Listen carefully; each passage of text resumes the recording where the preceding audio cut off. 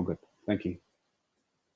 Good evening, everyone, and welcome to this talk by Mike Kaner, all about Abney Park. Welcome, thank you for joining us today. We're not going to start the talk for a few minutes just to allow everyone to join us here tonight. While we're waiting, I just want to introduce the chat feature that we're going to be using tonight. We're going to use a system called Slido. So if you want to ask any questions about tonight's talk, please go to a website called Slido. The address is sli.do.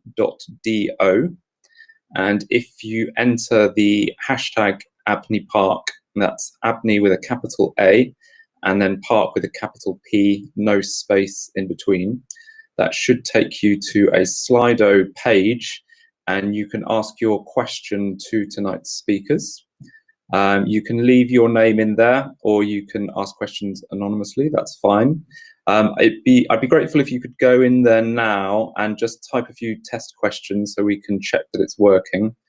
And if you could tell us where you're from in the chat as well, that would just give us an idea that people are there, they're listening, and that you can hear us okay.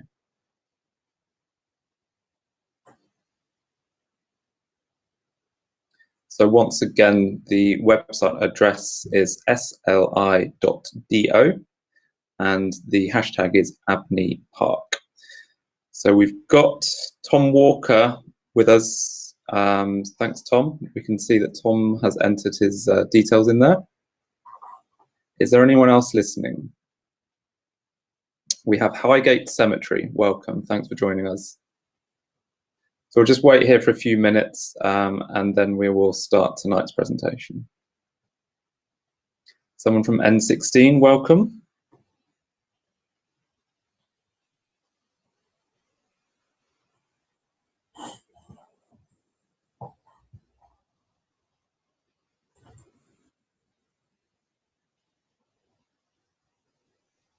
If anyone's having any problems connecting to Slido tonight, feel free to drop me an email.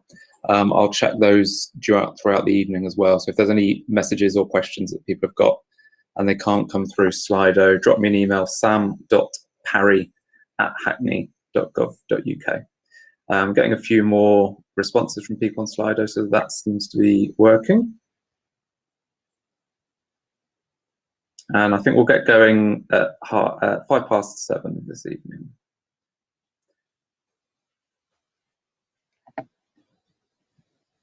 Welcome, Rich. Welcome, Sue. Welcome, Dave. We've got a question in there. Is anyone international? Hi, Becky from North London. Hi, Ian. Hi, Neil.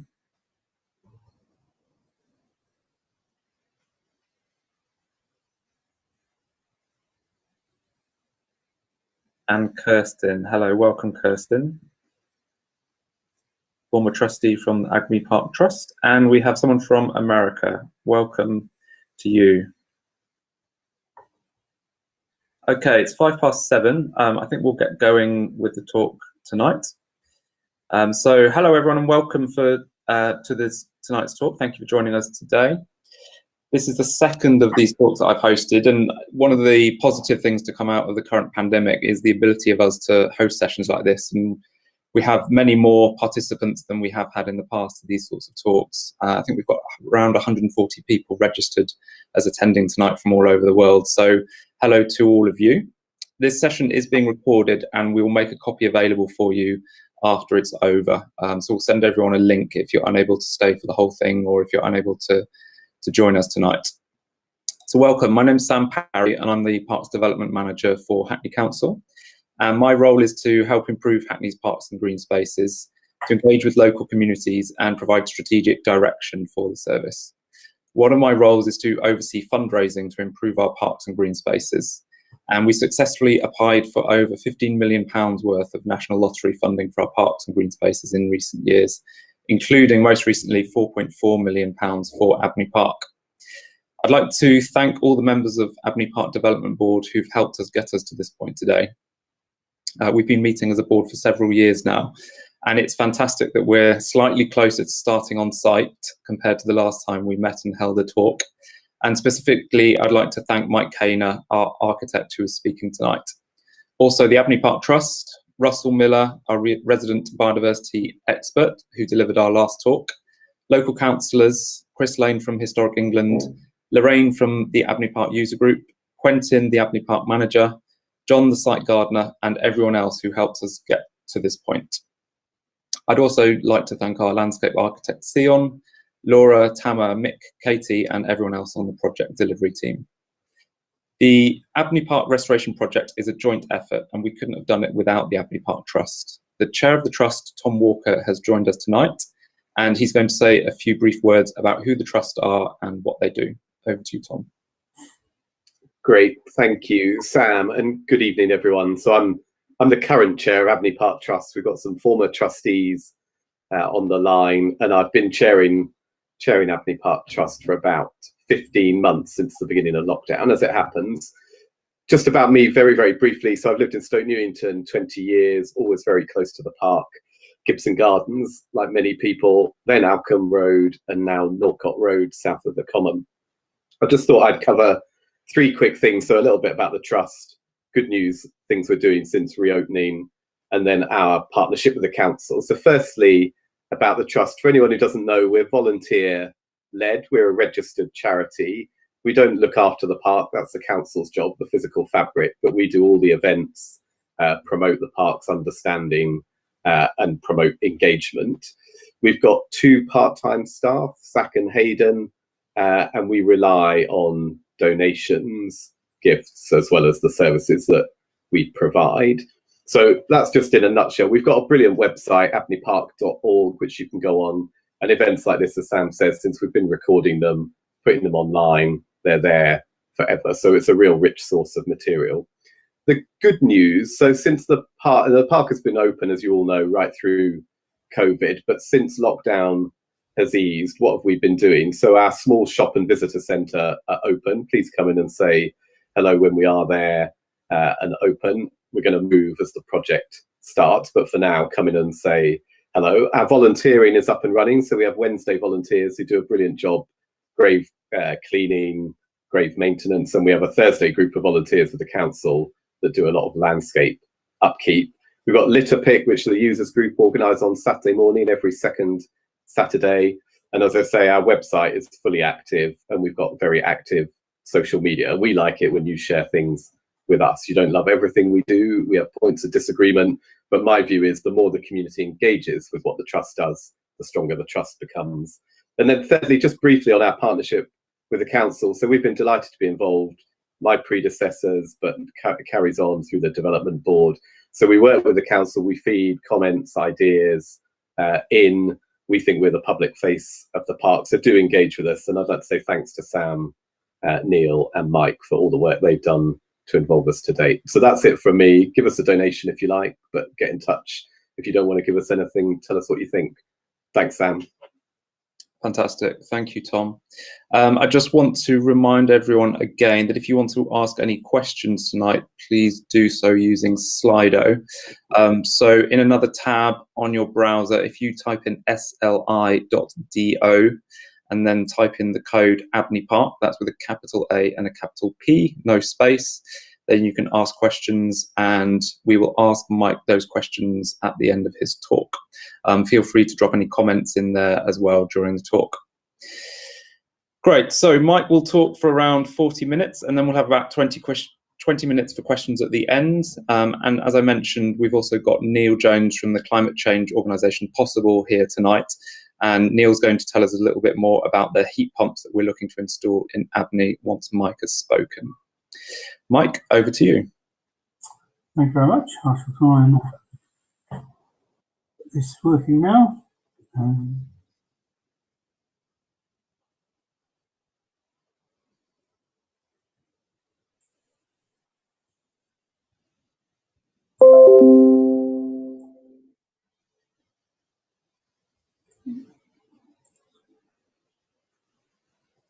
I hope everyone can see that. Sam, is that all working? Yep, go. Brilliant. Okay. Right, yes, so my name is Michael Kaner, Director of Kaner Olette Architects.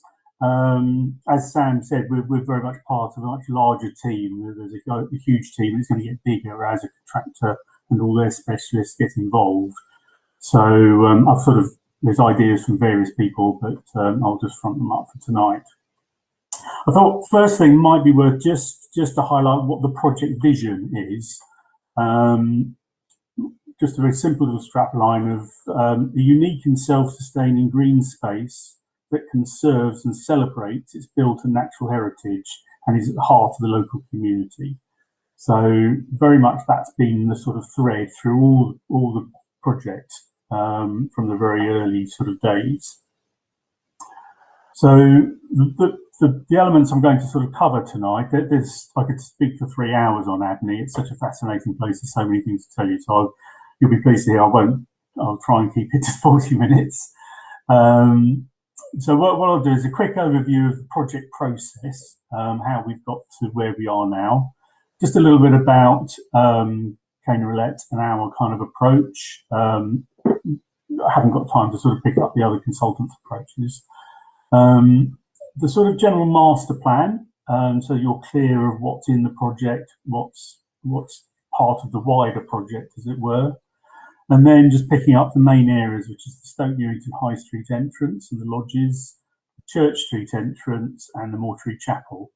And then we'll open up to sort of any questions. So the project process, there are several funders, one being the London Borough of Hackney, but also the main funder is the Heritage Fund. This work started before they really got involved, and as you can see, so there's quite a long period it takes to sort of develop a scheme and go through the various stages of funding. So before we got involved, there were works to the chapel roof, which were partly funded by Historic England, and an early master plan, conservation plan, which set some of the principles for when we got on board. We've been involved through all the stages through feasibility and the various lottery funding stages. So there was a further stage in 2018, 2019, and that's when it went to planning minister building consent. Then it goes through another sort of 6-month period and coming back when the funding's approved, when you then go into very detailed design. And we've just completed the tendering situation and are looking to start on site later this summer, early autumn. Hopefully, if all goes well, we should be completing sort of latter end of 2022. So early stages, lots of different ideas, lots of different people have got different thoughts and agendas. And we haven't got time to go through that, but it's just to let you know that it wasn't just a single idea from the outset. There was lots of, one element was discovering sort of the potential of historic holly trees, for example, in an area where we were going to locate a building. So through discussion, we rejigged that, we reworked it. So it was very much a collaborative effort with the project team and the development board.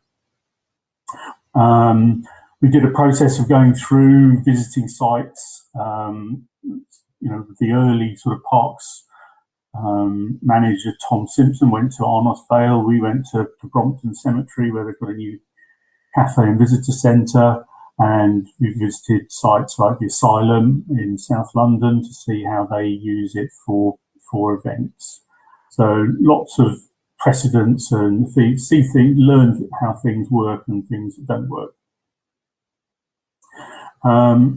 Consultations all the way through at different levels and different stages, a huge variety of stakeholders, the public, local communities, people who wouldn't normally come to Abney as well. That's really important for the funders, that the audience development plan looked at why people wouldn't come into Abney and to try and encourage that more and more people can access the heritage and understand this place. Obviously, it's understood there are sort of some cultural barriers, but we've mentioned how we got over some of those elements. Then there's a sort of process of consents, getting various consents. It's a highly designated site with listed buildings. There's changes of use, so there you need planning permission, building regulations, which they've scratched their heads on a few of the little challenges we've had, because reusing existing buildings is very different to a new build. So, for example, getting people up into the mezzanine in the chapel through the old very small turrets has been quite a discussion with various people. Natural England is ecology. There is important ecology. There's bat licenses to be put in place, and then the tender process. And the main contractor is one element, but there's a lot of specialist subcontractors of stone workers or stained glass people, etc., who will be involved and will feed into the project as it goes to site. There are sort of areas where, as it goes onto site, there are various checks that things are being done right by the contractor, and sometimes you find things that you weren't expecting with these sort of projects. So there's an archaeology watching brief, and as well as a sort of ecology watching brief, and just making sure that the sensitivities are really understand throughout the project and don't get forgotten in the midst of time. So then moving on to just a little bit about us and some of the projects we've done and our approach. I suppose what we try and do, we do a lot of work with new buildings as well as interventions into sensitive sites. And they're all kind of, we don't have a standard approach. Every project has its unique interests, which makes it fascinating. And I really enjoy my work from that, in that it's for user clients, it's for public, and that brings a real richness to it.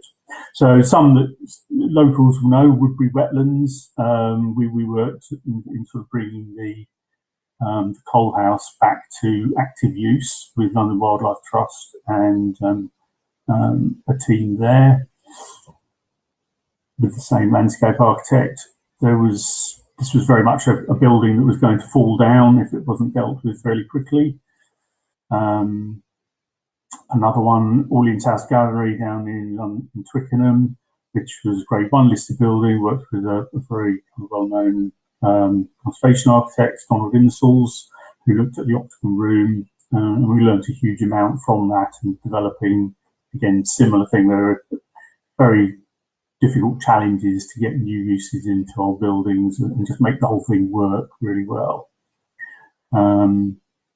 Margate Caves, a very quirky project down in Margate, where we reopened these old chalk mine, which had been used as tourist caves. Again, very technically very challenging.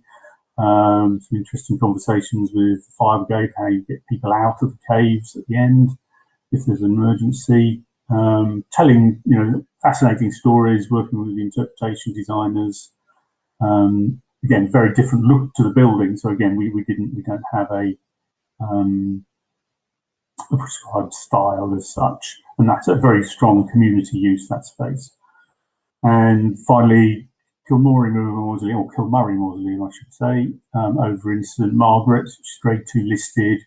I put this one in because this is purely just a sort of conservation restoration, which just carried on. It went on for many years because the budgets were very, very low. But a very fascinating story. It was built originally in Brompton Cemetery, and then it was taken down and rebuilt in Church, and then taken down and rebuilt. So it was a sort of early stage of granite sort of flat pack from the sort of 1840s. So IKEA didn't start at that stage. So then the master plan, which is started before we were involved. So there was a conservation plan on carried out by ACTA for Hackney and the Trust that really looked at the whole site, mainly for the sort of paths, the woodland, and the sort of treatment on that. We then built on that with the part of the conservation plan that helped develop with the buildings, and other plans and activity plans, management and maintenance plans. These are the sort of things that the lottery fund look for. So it's not just about capital works. There's a large element to do with activity, business, staffing. They're very keen to make sure that it works, which sort of goes back to the project vision of being a sort of a self-sustaining green space. This is just an extract from that early master plan by ACTA that just showed some of the treatment of some of the rides where there were sort of key vistas and things that have been lost, and it gives a sort of a framework for future maintenance works that the Trust and volunteers would carry out. And some of those have started and some of those are for the future. This is just for those that don't know the site. Currently it's completely green, completely overgrown, but this is what it was like in 1945 and well into the 60s. It really wasn't. It was very much an open space rather than the wooded space it is now. And from the original master plan, I highlighted, there were three areas that were the chapel, Mortuary Chapel in the centre, the lodges and east entrance and the Church Street entrance that needed that initial capital injection and to change some, address some real fundamental issues. Okay, so the first of those is the High Street entrance, which I should cover.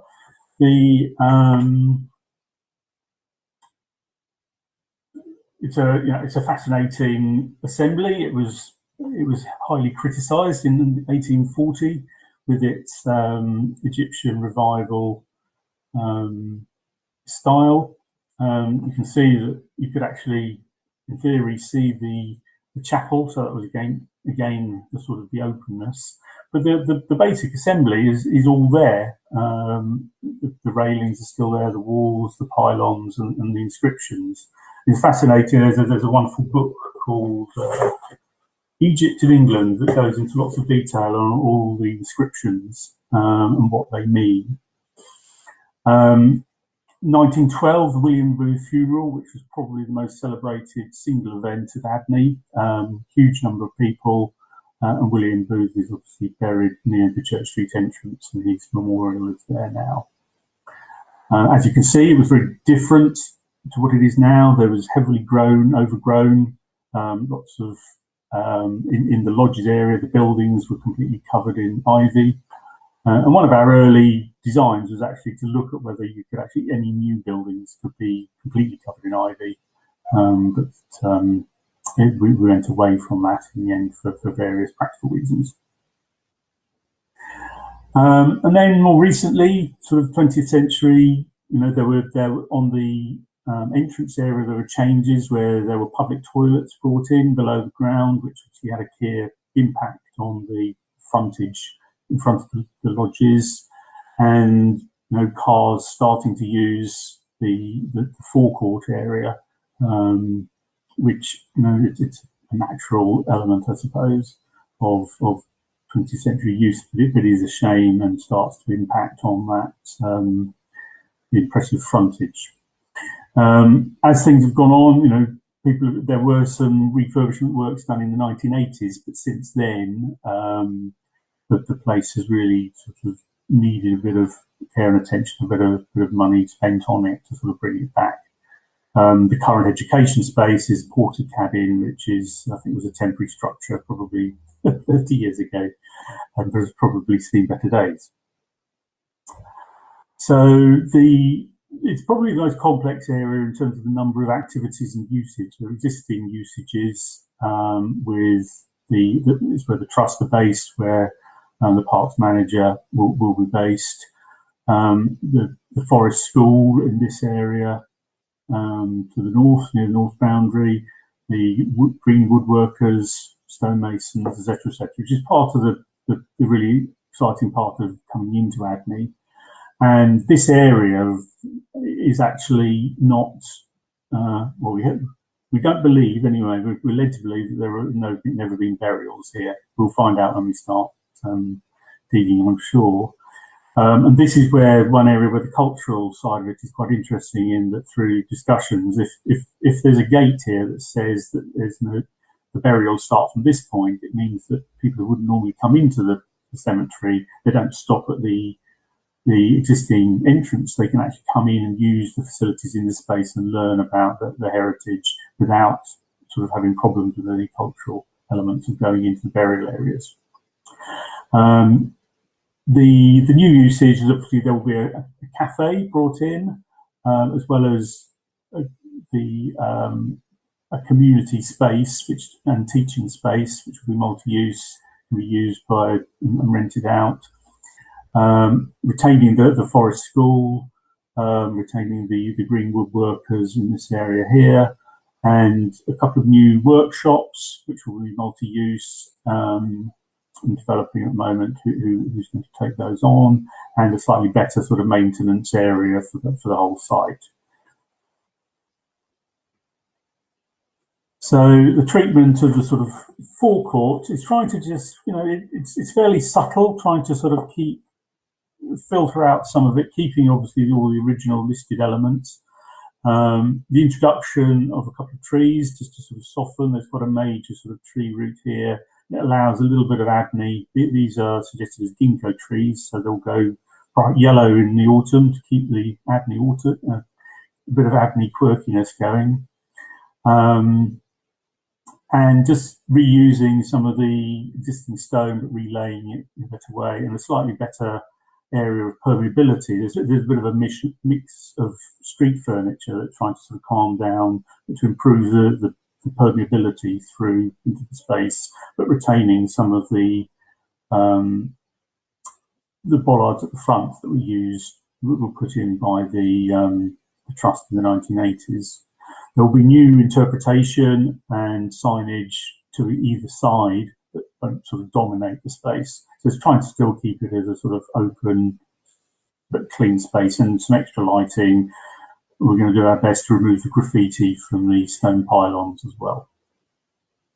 Then when you come in through the main entrance, a new treatment to the sort of what we're calling as a sort of inner forecourt that links through the inner side of the two lodges, the trust area, and the new facilities of the cafe and the community space. From the very outside, we've tried to design the new building. It's quite a large building, and we wanted it to be sort of sitting back in the background, slightly pared down in its detailing, but you could see the sort of activity, but it's subordinate, even though it's much bigger, it's trying to be subordinate to the lodges themselves and the details that they have. This is just a plan of the landscape. So as some of you may have known, the early stage works before the bird nesting seasons, and quite a few trees were taken out to enable the new buildings and just to sort of have a thin out and restructure the trees. There will be new planting that goes on probably not this coming winter, but the following winter. It's better to do it out of sort of summer season, which will start filling in the gaps and introducing new species into that area. And then this gives a little bit of a visual of it. So it's a more open sort of space, but some of the four sentinel fastigiate oaks retain, and then some slightly more floriferous smaller trees around, and it keeps it as a very multi-use space, allows a bit more daylight in there, but still this very much the landscape is an important theme, and the original funereal route was really an important element to keep a bit of for just sort of general travel through, but also to remember that how important that was. There is some elements of greening to some of the walls to the buildings as well, so it just softens it and breaks it up. The cafe and community space, so this links in to the North Lodge. This is a separate entrance to the community space, to the cafe. So it will be quite flexible how it can be used. Potentially the community space will be used in evenings, where the cafe will probably just be for park opening hours. The new build, this is sort of the most substantial bit of new build, so the opportunities to make it as sustainable as possible, to replace, Russell's very excited about the opportunity of the biodiverse roof for a large flat roof area, so he's going to have fun sort of developing new habitats that he mentioned in his last talk. And then, as you said, there's going to be a little chat on sort of heat pumps later. This just gives you a little bit of an idea. So there's going to be a number of ground source heat pump boreholes that are dropped down and then linked back to the main building, so it's a renewable heating system. And the new buildings we use sort of heat recovery and will be very well insulated. There's quite a lot going on in this area. So when the work starts on site, it's going to be a bit of fun games, making sure maintaining there's access through the pedestrians. But that's part of the contractor's requirements to do that.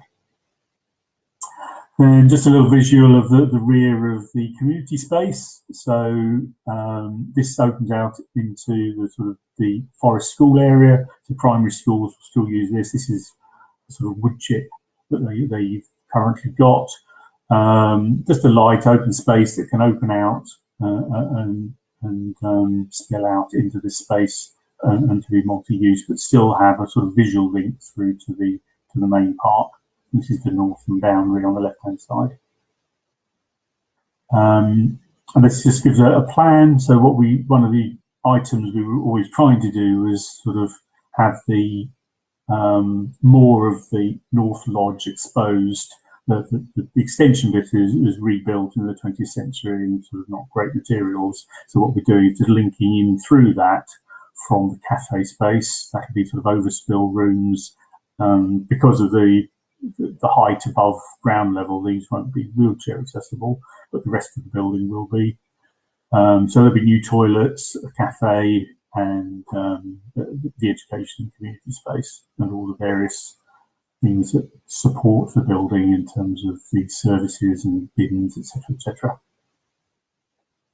One of the, I think, as I sort of mentioned, telling the stories of Abney is one of the being really fascinating. There's so many stories to tell. And I think how the interpretation is sort of managed and developed. It's a mix of various different types of things, from sort of physical boards to digital elements, or it's more there as a framework. I'm sure the Trust will take that on and come up with some great ideas to really make that really exciting and interesting. To every time you visit, there'll be new things to learn about Hackney.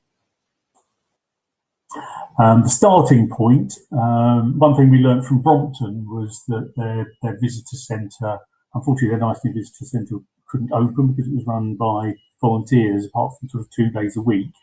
So what the idea is that the starting point for interpretation will be the cafe, which will be open whenever the park is open, and the Trust will have their shop and their starting point for leaflets, etc. There'll be a screen that can explain any new events and things coming up, as well as sort of interpretation panels to picking up some of the key themes of the park. Quite simple, light, airy sort of cafe, not too massive or scary or anything. On the southern side, we have the existing South Lodge. This will become sort of more of a volunteer hub with improved facilities. The Trust office that will be shared with the park manager and London Borough of Hackney.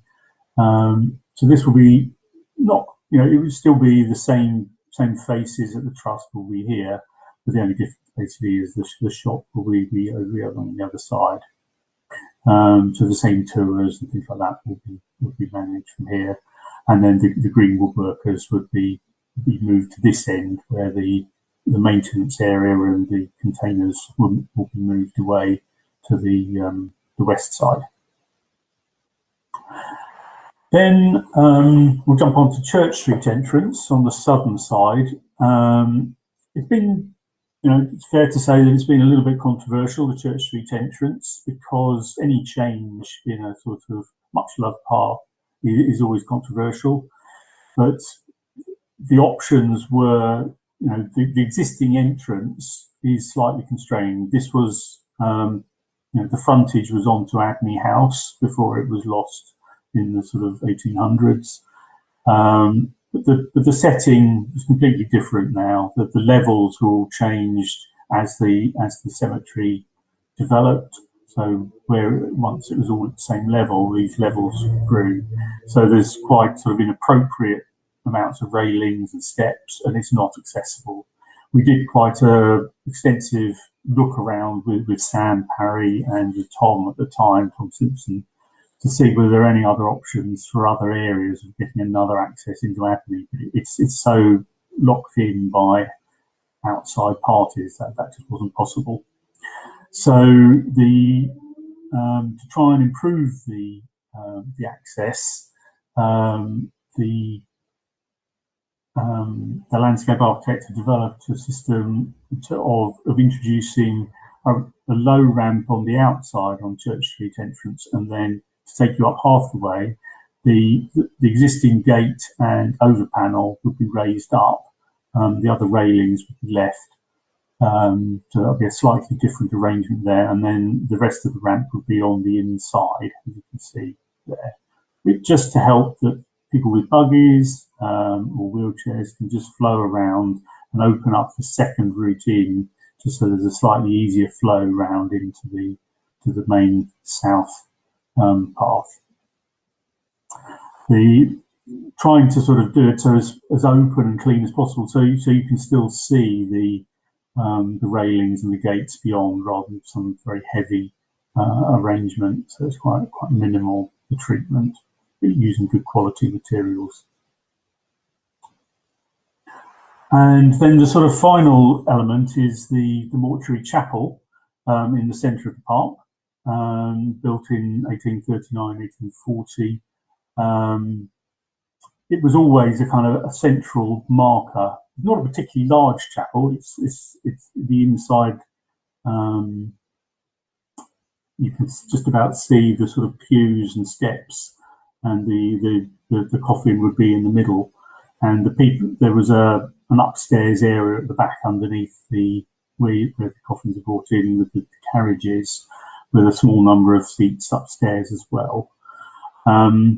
It was always in this sort of, a lot of these early lithographs, a very kind of romantic landscape marker in a way, more importantly than its usage. And not known exactly when it was last used, but when we were doing the research, we found in the 1920s there was a condition report by a Mr. Briggs, who was a fellow of the RIBA, who was actually suggesting that the tower should be cut off. And thankfully he didn't get his way and chop it off, but the whole place was covered in ivy. There's quite a detailed report that all the timber had rotted. So I think that some of the early detailing wasn't so good and managed very carefully. So it did have problems quite a long time, back into the 1920s. Some of you may sort of know what it was like more in the 1980s, which it's had various cycles of decay and neglect, which has caused a lot of problems to the fabric internally. The roof was thankfully redone in 2016 with Malcolm Fryer Architects and Morton Partnership.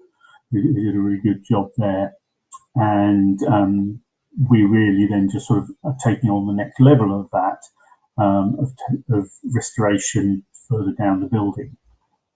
The research has been ongoing. We found a wonderful set of drawings that were passed on to us by Craig and Aliu Architects, which will go into the Hackney archives in due course, which in the 1980s it was carefully recorded. We've also started certain opening up works just to understand some of the recent structural works. This is looking down from the mezzanine area, looking down. There are these steel beams and tie rods that are basically holding the whole building together. And what we have to do is actually carefully take these out. The structural engineer has come through with a carefully considered approach where these can be taken out to allow a new staircase to come up. You can just about see where the old steps and risers were from tin stair. The setting for the chapel is going to be very low key. It sort of sits in a woodland glade as it is. No trees are being removed. The first bit of work actually is starting over the next couple of weeks, which is underpinning the east transept, which is suffered many years of cracking and movement, possibly because of the black poplars nearby. But after discussions, it's agreed to sort of do an underpinning job rather than take the poplars out. And then really just similar sort of thing with the crushed concrete of the paths that are around the site, and then widening the green area around. So we're bringing the sort of harder area around the chapel itself, but with a couple of new trees and sort of wildflower meadow around the outside to sort of just bring the low level planting in a little bit. Part of the works has been, as the landscape marker, the chapel was always on this very strong north-south axis. Some of the sort of importance of that's been lost, of things being overgrown, and part of that landscape master plan was to maintain that sort of visual link between the Watts statue and the chapel, with numerous photographs and drawings of that linkage between the two there. We're not looking at all at the catacombs at this stage. In terms of what we are doing to the chapel, again, I think a lot of people are, it's a fabulous structure, and it really wanted to approach with a fairly light touch to allow things to happen in there, but not to totally change the character. So we're trying to sort of introduce things carefully, like new toilets, but in sort of simple pavilions outside of the main structure, a new floor, reinstating the first floor mezzanine seating, new ceilings, because at the moment all you can see is the new timber joists that were put in 2016, and putting windows back in, so that it's a watertight and heated space that can be used throughout the year. These are the plans. So on ground floor, so very simple. So it'll be fully wheelchair accessible through. It'd be a limecrete floor to allow it to breathe, but with stone slabs over the top.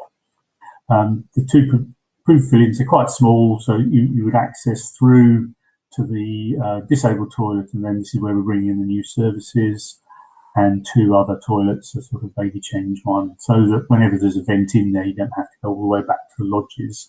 We've accommodated to allow those, but they will be managed. They won't be accessible from the outside, so they should be kept in very good condition. And then on the first floor, so reinstating the staircase in the west turret, and about 20 seats up at high level. You are quite high, so the sight lines have been quite sort of tricky to establish. So with the toilet pavilions, we wanted, some of you may know that there was, unfortunately there's no drawings available, but around the chapel in the Loddidge stays, who are a quite exotic plants nursery based in Hackney. They did a lot of planting around the perimeter. There was an A to Z arboretum. Again, we could spend 2 hours just talking about that on its own, but one really interesting element was that there was over 1,000 species of roses that were planted in a rosarium around the chapel. Now, there isn't the opportunity of recreating that, and we don't know how they were laid out anyway. So we've taken the opportunity of using metal panels, but cutting out the names of all the most interesting ones, just so that people knew that there was something interesting going on around there. And another element of bringing of the 4 rose windows, which of all the original stained glass has been damaged beyond repair, has now been taken out. So there's a process of finding an artist to reinstate, a stained glass artist to reinstate new windows, and we're waiting to see their proposals for possibly new designs. There were some elements of, we originally thought there was no religious iconography, but it appears that there was some. But I think there was also a lot of natural heritage iconography, which is probably quite unusual for 1840 when they first went in. So, sorry. And then really just what are the new usages for the chapel. It's really trying to be multi-use. I'm sure as people start to use it, they'll find new uses. Weddings are one potential use, which will obviously help the self-sustaining, bring money in to sort of help maintain the whole place. The other usages are film, theatre, music. I saw that wonderful image from the Trust on Sunday, the sort of Japanese music being played in there. So as you can see, we're not trying to substantially change. We're just putting these linings back in, the doors, which is loosely based on what was there from those 1980 drawings, and sort of lighting and heating, but allowing a bit of a blank canvas. It'll still have the rough brickwork. We're not trying to do a complete restoration of what was potentially there. Originally, these were probably plaster, but we're putting in a sort of timber acoustic ceiling, which will help with softening the acoustic, and hopefully will work just as well for music and sound. So that was a very quick rattle through the scheme as it stands. This just gives a general flavour of that space. So the next steps really are, as I say, the contractor is being in the process of being appointed. Watch out for the underpinning starting shortly, and we look forward to building it. I mean, I hope it'll give a whole new era for Abney Cemetery. So thank you very much. I hope I'm roughly on time. You are fantastic. Thanks a lot, Mike. We're going to go over to Neil Jones from Possible in a moment to talk about the heat pumps. But just a quick reminder for everyone, if you have any questions for Mike, if you could drop them in our Slido chat. So go to sli.do and use the hashtag Abney Park. That's capital A, capital P with no space. We've got a few questions in there already. I'll be putting those to Mike in a moment. And if you have any questions for Neil, put those questions in there as well. So I'm going to go over to Neil now to talk about the heat pumps. Thanks, Sam. Hello, everybody. I'm just going to share my presentation.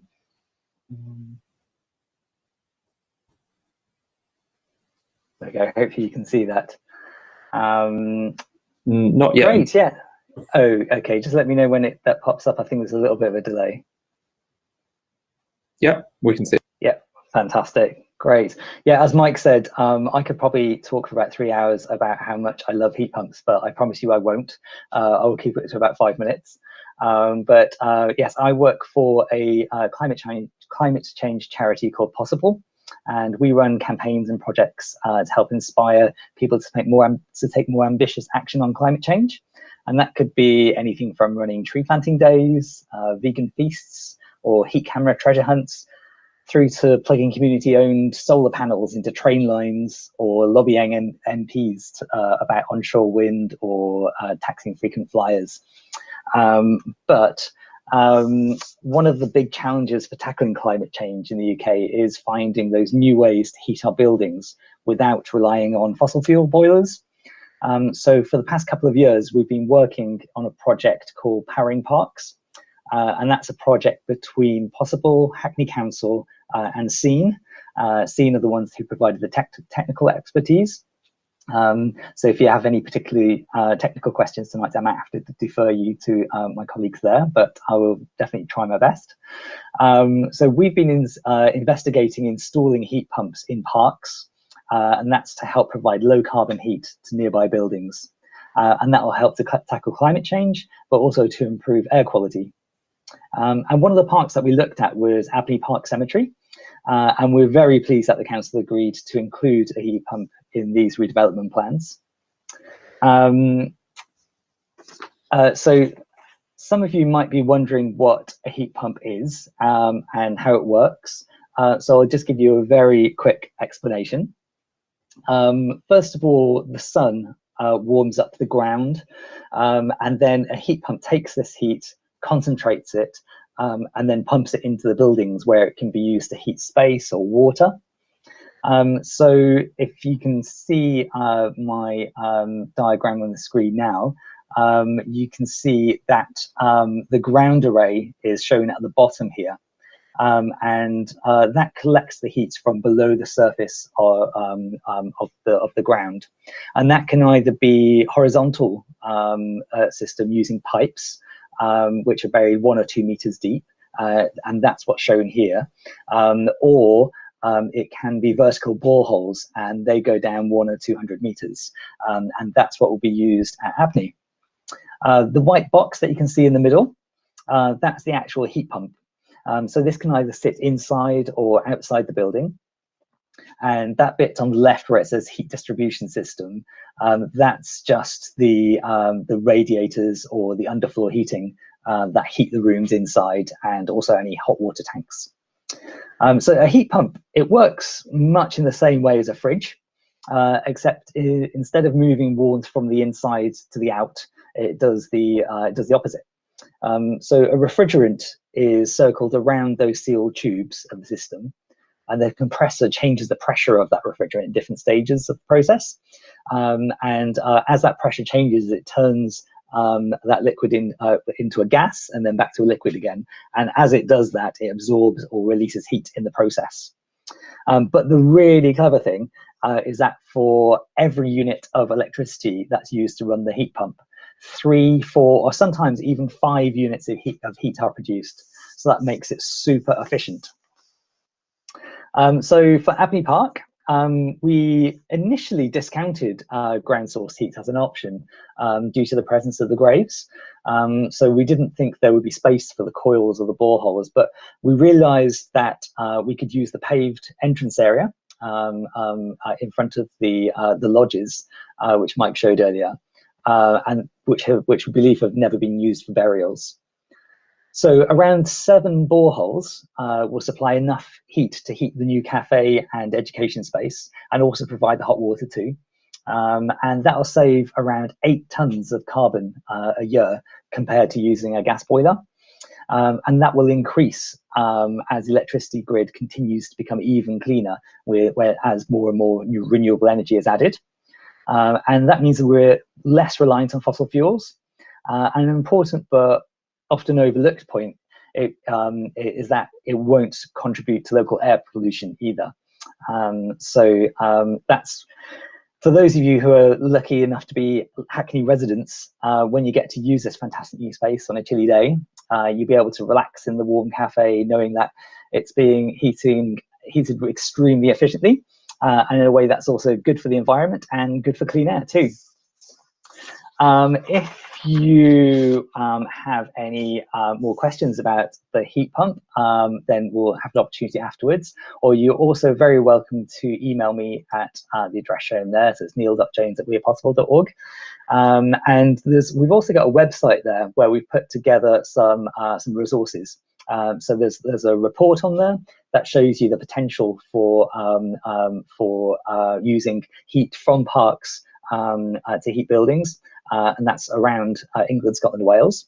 And there's also some resources on there for your council. So if you're not based in Hackney and you want to tell your council about this, then there's lots of help on there to get them started. So yes, please do get in touch if you have any questions, and I will leave it there. Thanks, Sam. Fantastic, thank you, Neil. So yeah, if anyone has any questions about the heat pumps, drop them in the Slido chat. We've got quite a few questions in there already for Mike, so I'm going to start going through them now for you, Mike, if that's okay. The first question we've got is around the presentation itself. Some people are saying it's hard to see some of the detail. Mike, are you happy to share the presentation for us to put online? Absolutely, yes, yes. Great. So we will put that online, and we will send a link to everyone afterwards if you want to look at the detail of some of the images.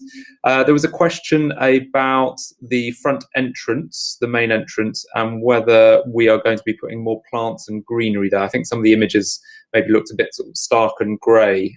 Mike, do you want to talk about the planting that we're putting at the entrances? Yes. So on the Stoke Newington High Street, intention is to put in 2 new trees. There's no planting at all outside the entrance at the moment. So 2 new sort of semi-mature ginkgo trees, And then once you go through the, we've got to remember that there were potential, you could put more planting, but the problem was that the listed nature of the whole frontage. So the Historic England and the Conservation Officer were keen that you could still see all the railings and the walls, so it didn't just become lost behind all that again. I hope that clarifies that. Great, thank you, Mike. There's quite a few questions about the cafe and whether there is a need for a new cafe given the number of cafes in the nearby area. I'll pick this one up. It's actually one of the most popular requests we got when we did the consultation with local people. Lots of people wanted to see a cafe space in Abney Park. And it provides an alternative setting to lots of the other cafes that we've got on Church Street, because it's off the main road and it's surrounded by greenery. I think there's lots of people that would like to visit cafes but would not like to be on a busy main road. And it will actually be an opportunity for other local businesses to bid for.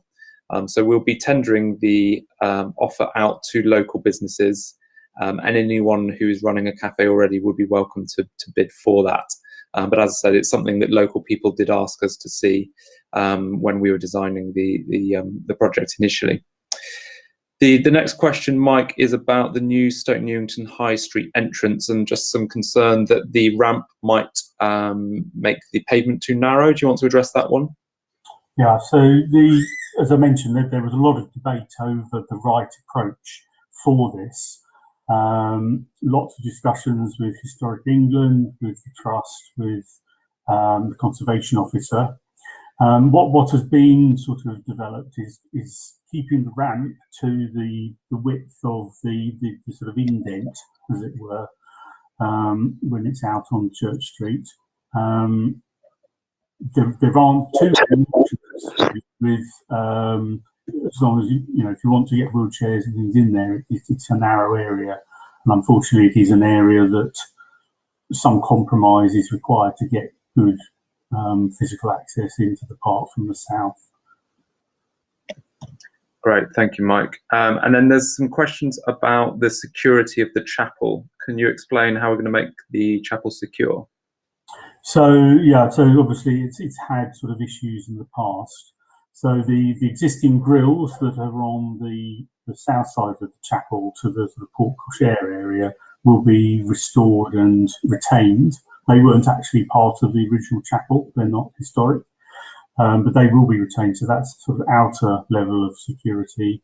The toilets, as well as the two pavilions at the far end, will also have fenced, just little infill fences. The panels themselves will act as a fence in a way. There will be CCTV introduced to that area, so there's a little bit more closer watching of what's going on. And the new windows will be using sort of toughened glass, and the high level windows are probably less of a concern, but will also have a sort of more secure thing than standard stained glass. Thanks, Mike. And there's a sort of technical question about the internal brickwork of the chapel. How is that going to be treated? And can the original existing areas of plaster be kept and protected? Yes, so unfortunately in the 2016 works, they had to there were elements, because so much water had got in there, and with the lime plaster, it's just not going to take ongoing. The areas, as you come in through the entrance on the left-hand side, we will retain. So where we're introducing new linings are where the doors coming in are, where currently there's a net to keep the birds out, and in the two transepts at low level. So the brickwork will generally just be sort of very lightly cleaned and probably graffiti removed, but generally it's going to look pretty similar to what it does now. Okay, and there's a question about the length of the work itself. Roughly how long is that going to take? I think we're looking at probably about 63, 64 weeks on site once the contractor starts. And we're looking at a start date towards the end of summer, early autumn. So towards the end of next year, it should be complete. Yeah. And there's a few comments and questions about the nature of Abney. People like its overgrown, ramshackle, beautiful character. And they like the overgrown trees, the shrubbery, and the wonky paths. Everyone that those are not going to change, and the sort of key character of Abney that people love is going to stay the same. Absolutely, that was the sort of why I was trying to highlight that the three areas: the Mortuary Chapel, the east entrance, and the south entrance are the areas really where these current works are taking place. The only sort of difference to that is there are going to be some very low-level lighting, subject to final approval, on the route between the lodges and the chapel. They won't be on all the time. It'll just be for special events, just so people can safely get from the lodges to the chapel. There will be some new interpretations, some signage from the access audits that were taking place. People did tend to get lost, but again, it's a very light touch. The trees and the memorials aren't being touched as part of our capital works, but there are rules that have been set up, as I mentioned, in the conservation plan and the maintenance and management plan, of maintaining certain key vistas and managing, because the trees growing up obviously damage the memorials and when they fall. So there are processes there that need to be sort of developed with the volunteers and ongoing safety issues. Thanks, Mike. Someone has mentioned the water tap near the chapel as being incredibly useful for cooling dogs down. Is that going to stay? And if so, if not, is there going to be any sort of water tap elsewhere in the site that people would be able to use for cooling dogs down? No, we're relocating because it's a bit of a big muddy puddle. So, but we could see that it's a very useful muddy puddle. So it's being moved over to next to one of the pavilions, and it will actually have a proper gully underneath it. So it won't just, it will contain any overspill much better, but that facility will be maintained. Great. Someone was questioning the choice of ginkgo trees and mentioning the smell of the fruit. Just wondered if that was set in stone. There has been some debate about the trees at the front of the site, and the ginkgo trees were decided by our ecology expert Russell Miller and our tree team within the council. So that is set. We'll have to watch out for that smell though. There's a big debate going on about the cafe. Lots of people for it, others against it. But quite a few people saying that they think the fact that we're going to have public toilets associated with a cafe is definitely a positive thing. Someone's asking if we can ensure that a local can take on the cafe. We can't guarantee the business to a local business, but what we will be doing is making local businesses aware of the opportunity and helping them with the process so they understand the process of applying. There is a question for you, Mike, about the material being used for the cafe building. Okay, so the choice of material, the existing North Lodge and South Lodge, the original elements, were a Portland stone. We wanted to get something that worked with the Portland stone from a visual point of view and colour point of view, but not necessarily actually using Portland stone, A, because of the cost, and because of the sort of slight difference that we wanted to sort of set out. So it is actually an acid-etched white precast concrete series of panels. As I said, we did look at other options in the past, and there's a lot of debate with Historic England who wanted something quite formal to be there. So it was felt that sort of timber or other materials like that wouldn't have been appropriate for the funereal route. Thanks, Mike. Will the path from the High Street Stamford Hill entrance to the chapel be lit? We are putting lights along that route, yes, but the proposal would be to only use those if there is an evening event in the chapel. They won't be lit all the time. Can you recall the capacity of the chapel, Mike? The capacity is actually led by the limitations on getting people out in the event of an emergency, and it's kind of small footprint area. So it's a roughly, I think it's 60 people on the ground floor plus 24 on the first floor. Great, thank you. There's various discussions around dogs on the site and questions around whether the policy on dogs is changing. Not as part of this project, there's no proposals to change the way that dogs are managed on site. It's something we may look at in the future, but it's not part of this project, no. Those are all the questions I can see on the chapel itself. Apologies if I've missed yours. If you've got any other questions after this meeting, feel free to drop me an email, sam.parry@hackney.gov.uk. We've got one question on the heat pumps, Neil, if you're still there and can hear us. Is the ground array or the deep pile better? I don't know if that's a question for you or your technical colleagues, Neil. Yeah, sure. I'm not sure why my picture isn't working, but hopefully you can hear me. It all depends on how big an area that you have available. So if you had a football pitch on site, then you'd have enough room to put the horizontal system in. Or if you have a smaller space available, then you go down instead and drill the borehole. So if you have the larger space, the horizontal system is more cost effective to install, but you can extract more heat from the vertical borehole. Fantastic, thank you, Neil. So again, apologies if I didn't get to your question. Feel free to drop me a line if I didn't, and if you've got any outstanding questions. We will put Mike's presentation online, and this whole presentation is being recorded as well. So if you know anyone that wants to watch it, it will be available on YouTube after the meeting. So I'd just like to take this opportunity to thank Mike and Neil again for coming along this evening and speaking. It's been really, really interesting. So thank you. Thank you for Tom for joining us as well. And again, if you want to join Abney Park Trust, please visit abneypark.org. If you want to hear about future talks or hear about what's going on in Hackney's parks, you can sign up to our parks newsletter at hackney.gov.uk/parks.